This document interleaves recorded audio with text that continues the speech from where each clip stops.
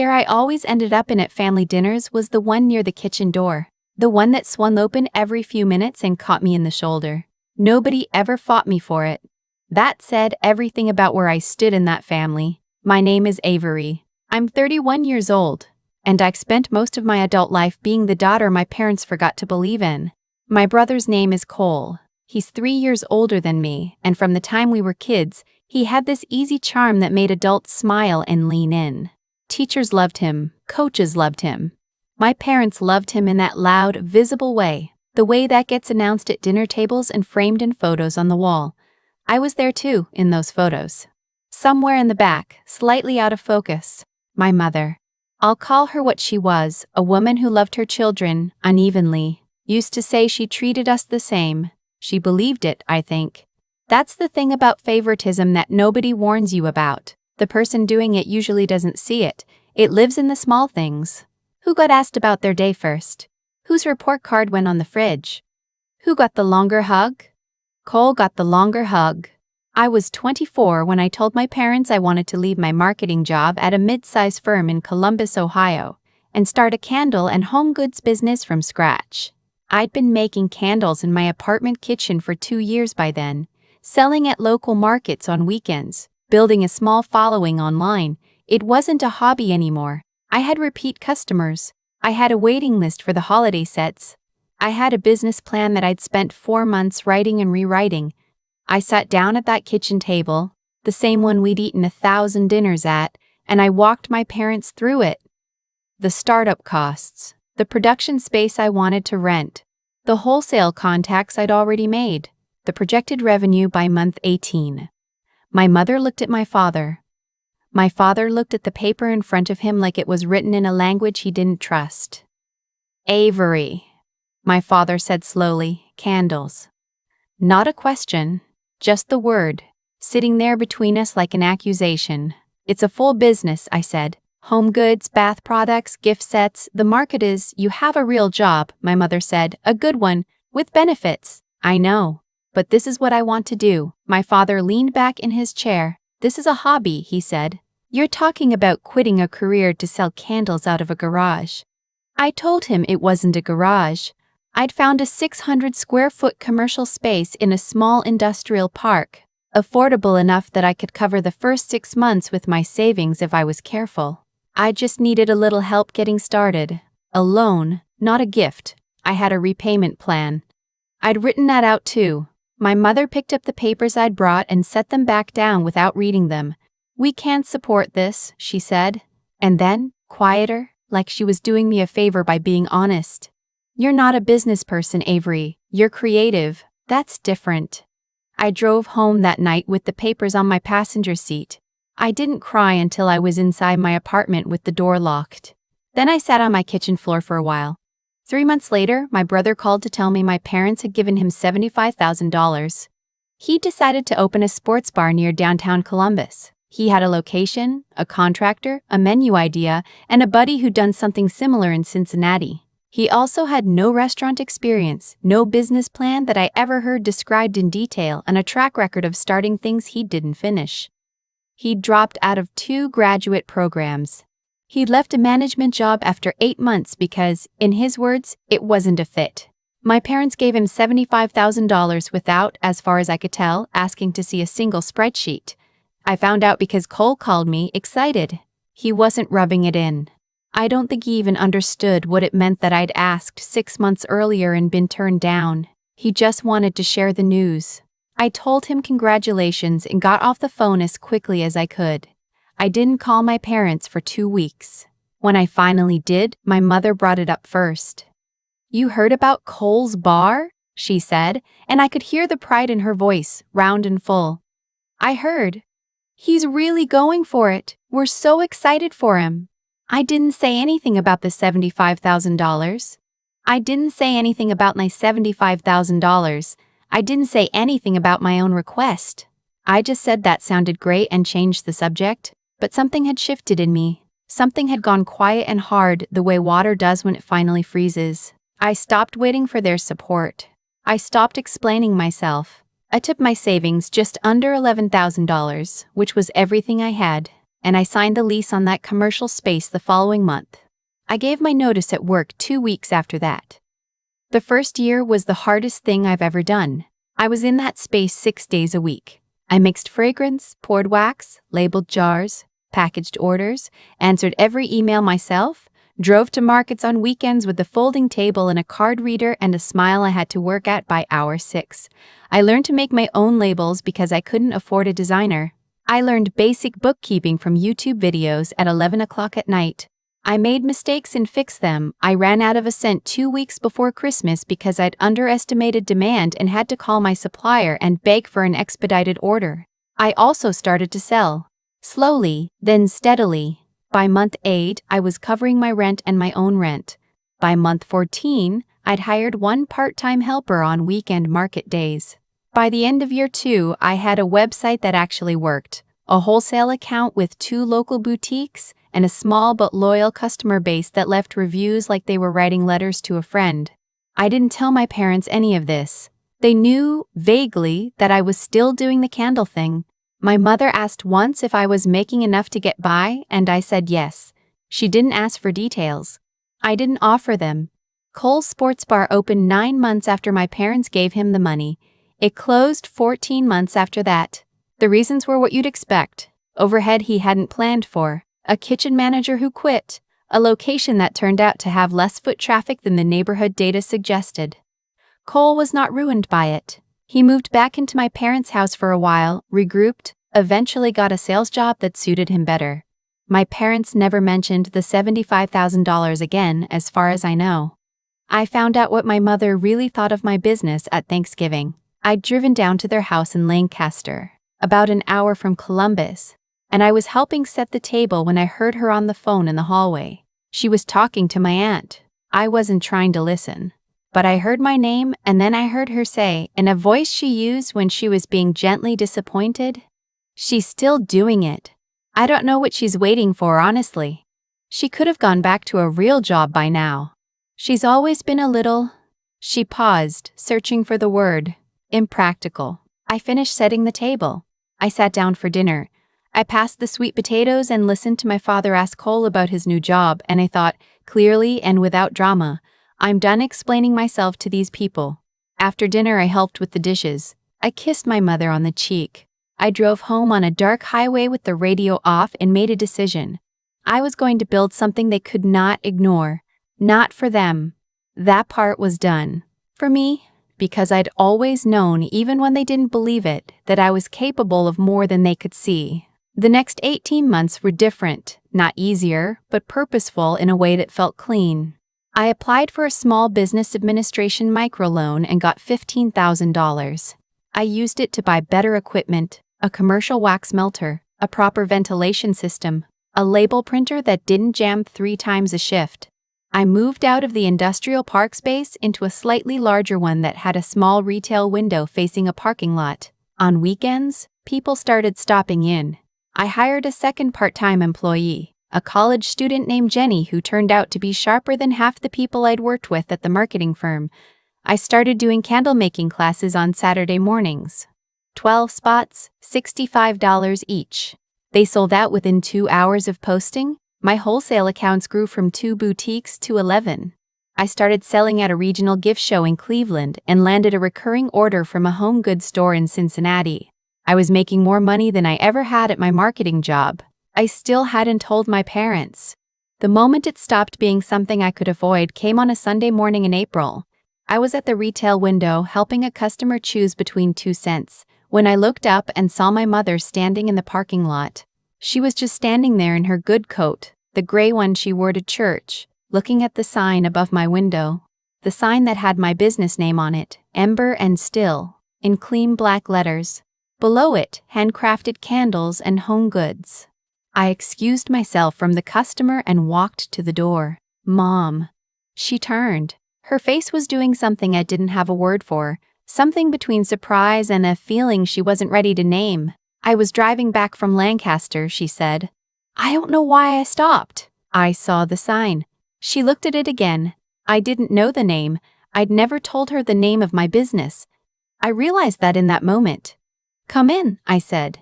She came in. She looked at the shelves, the jars lined up in their rows, the hand-lettered cards describing each scent. She picked up a candle, the one I called Farmhouse Sunday, which smelled like warm vanilla and cedar, and turned it over in her hands. She looked at the price tag. She looked at the price tag. She looked at the woman behind the counter who was ringing up a sale. She looked at me. "How long has this been here?" she asked. 8 months, I said. The retail space. The business is 3.5 years old. She was quiet for a moment. "You have an employee?" "2 part-time." She set the candle down carefully. She looked like she was doing math in her head that wasn't coming out the way she expected. "Avery," she said, "why didn't you tell us?" I didn't say what I was thinking, which was, "You told me I wasn't a business person. You gave Cole $75,000 and told me candles were a hobby. I decided to show you instead of tell you, and honestly, I'm not sure I even wanted you to see this. I built this for me. What I said was, I wanted to wait until it was real." She nodded slowly. She bought the candle, paid for it, didn't ask for a discount, didn't make a joke about it. She walked out to her car and sat there for a few minutes before she drove away. My father called that evening. He started with small talk, which was unusual for him. He asked about the weather in Columbus. He asked if I'd eaten. And then he said in a voice that was careful and a little stiff, like he'd practiced it, "Your mother told me about the shop." "Yeah." She said it looked professional. "It is." A pause. "How are the numbers?" I told him. I told him the revenue, the wholesale accounts, the class income. I told him what I grossed the previous year and what I was projecting for the current one. I kept my voice neutral. I wasn't performing. I was just telling him the facts he'd never asked for. He was quiet for a long moment. "I didn't think it would turn into this," he finally said. "I know. I should have." He stopped. Started again. "We should have helped you when you asked." That sentence cost him something. I could hear it. My father is not a man who says I should have easily. "Yeah," I said, "you should have." I didn't tell him it was okay, because it wasn't okay and I wasn't going to lie about it to make him feel better. But I also didn't need him to fall apart over it. I just needed him to know that I knew. "I'm proud of you," he said. I said thank you. I meant it even though it arrived 3.5 years too late. What happened after that was slower than I expected and also stranger. My mother started telling people about my business. Not in the tentative way she used to, Avery still doing her candle thing, but the other way. The proud way. She gave Ember and Still candles as hostess gifts. She mentioned me at church. She asked if she could bring her book club through for a class. I let her. I charged them the same $65 as everyone else. She didn't blink. My aunt, my mother's sister, drove up from Lancaster and spent 45 minutes in the shop and bought $200 worth of product and apologized to me at the register. Quietly, for something she didn't fully name but that I understood. I thanked her and wrapped her purchases in tissue paper. Cole came in one afternoon in October. He came alone, which surprised me. He stood at the shelves for a while, picking things up and setting them down, and then he came to the counter and said, "This is really something, Av." I looked at my brother, really looked at him. The way you do when you've spent a long time feeling wronged by someone and you're trying to figure out if you still do. And the truth was, I didn't blame Cole. Cole had been handed something he didn't earn, and he'd done what a lot of people would do. He'd taken it. The failure of what he built wasn't the point. The point was what my parents had decided without saying it out loud about which of their children deserved a chance. "Thanks for coming in," I said. He bought a set of 3 candles. He asked if he could put my card at his new office. I said yes. "We're not close, Cole and I. Maybe we'll get there." But something shifted that afternoon. Something small and real. And I chose to let it. The thing nobody tells you about proving people wrong is that it doesn't feel the way you think it will. There's no dramatic moment, no triumphant music, no scene where everyone gathers around and admits they were wrong. It's quieter than that. It's your mother buying a candle at full price. It's your father's voice on the phone, choosing 2 hard words. It's you, standing in a space you built from $11,000 in 3.5 years of 6-day weeks, understanding that you were always capable of this, and that they're not believing it didn't make it less true. I still go to family dinners. I still end up near the kitchen door sometimes, out of habit, but I don't sit there anymore. I move to a different chair. Nobody fights me for that either. Last spring, I signed a lease on a second retail location, 40 minutes away in a neighborhood that had been asking for something like Ember Still for years. My part-time employees both went full-time. I brought on a wholesale manager, a woman in her 50s who'd been in the gift industry for 20 years and who, in our first meeting, told me I'd build something with real staying power. I called my parents that night. Not to announce it. Just because I wanted to talk to them, and that was new and it felt worth paying attention to. My mother answered. I told her about the second location. She was quiet for a second, and then she said, "Oh, Avery," in a voice I hadn't heard her use with me before. A voice she usually saved for Cole. I told her I'd save her a candle from the opening weekend. She said she'd be there. I believed her. Some things come late. Some things have to be built in the dark, without an audience, without anyone telling you it's going to work. I spent years being the daughter who wasn't believed in, and somewhere in the middle of all of it I stopped needing them to believe in me to keep going. That's the part I want to hold on to, not the vindication. Though I'd be lying if I said it didn't matter. But the part before that, the 6-day weeks, the YouTube bookkeeping, the Christmas orders I barely got out on time, the feeling of walking into a space that smelled like cedar and warm wax and knowing that every single thing in it existed because I refused to wait for someone else to think I was worth betting on. I built this, with my own hands and my own savings and my own stubbornness, and no one can ever give that to someone else. I've thought a lot about what actually happened in that kitchen. The night I sat across from my parents with a business plan I'd spent 4 months writing, and watched my mother set it back down without reading it. For a long time I told that story to myself as a story about them, about what they couldn't see, what they refused to give, who they chose to believe in and who they didn't. But the longer I've been away from that version of myself, the one sitting in the car with papers on the passenger seat, crying in a parking lot, the more I understand that what happened that night wasn't just about favoritism. It was a test of something I didn't have a name for yet. A test of whether I would let someone else's limited imagination become the ceiling on my own life. My parents didn't believe I was a business person, and for a while, part of me wondered if they were right. That's the part nobody talks about. How the people who doubt you don't just hurt you from the outside. They get inside. They borrow your own voice and use it against you at 2 a.m. when you're looking at a spreadsheet that doesn't quite add up and wondering if this was all a mistake. What got me through wasn't confidence. I want to be honest about that. It was stubbornness mostly. And a quiet refusal to find out what happened if I quit. I kept going not because I was sure it would work, but because I had decided that I would rather fail trying than succeed at abandoning myself. That's what I mean when I think about integrity as something practical, not just moral. Integrity. Staying consistent with what you know to be true about yourself, even when no one around you reflects it back, is actually a survival skill. It's what keeps you pouring wax at 6 a.m. when you're exhausted, writing emails at 11 at night when you'd rather not, showing up to a market table in 30-degree weather because you said you would and you meant it. Cole got $75,000 and a running start, and his bar closed in 14 months. I got $11,000 in savings and a 6-day-a-week schedule, and I'm signing a lease on my second location. I'm not saying that to be cruel to my brother. I genuinely don't hold it against him. But I think about what that difference came from, and it wasn't luck. It was the difference between building something because someone handed you a chance and building something because you decided no one was going to stop you. There's a cause and effect to things, even when it doesn't feel like it in the middle. The choices you make in the dark, when no one's watching, when no one believes in you, when there's no applause and no safety net, those choices compound. They show up later as the thing you built, as the woman behind the counter who has 2 employees and 11 wholesale accounts, and a mother who finally, quietly, paid full price for a candle. I am not the same person who sat in that kitchen. I don't know if I should be grateful for what my parents withheld, or just accepting of it. Probably the latter. What I know is that their doubt did not get to decide my outcome. I did.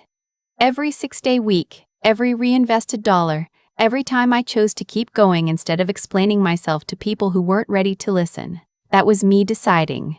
And the thing about deciding, really deciding is that no one can take it back.